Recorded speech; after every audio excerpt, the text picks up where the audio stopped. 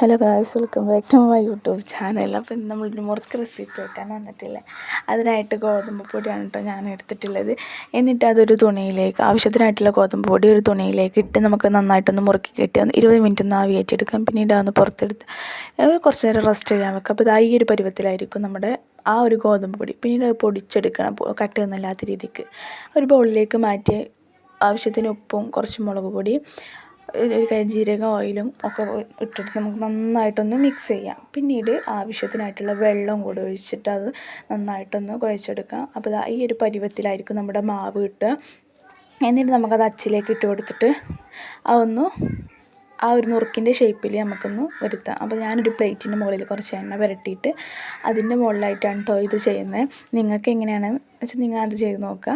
അപ്പോൾ ചൂടായ എണ്ണയിലേക്ക് അതൊന്ന് ഇട്ട് കൊടുത്ത് കുറച്ച് നേരം കഴിഞ്ഞതിന് ശേഷം ഞാൻ ഒന്ന് മറിച്ചിട്ട് കൊടുത്തിട്ടോ. അപ്പോൾ നമ്മുടെ മുറുക്ക് അവിടെ റെഡി ആയിട്ടുണ്ട്. വീഡിയോ ഇഷ്ടപ്പെട്ടാൽ ഷെയർ ചെയ്യാനും ലൈക്ക് ചെയ്യാനും കമൻറ്റ് ചെയ്യാനും സബ്സ്ക്രൈബ് ചെയ്യാനൊന്നും നിങ്ങൾ മറക്കല്ലേ കേട്ടോ.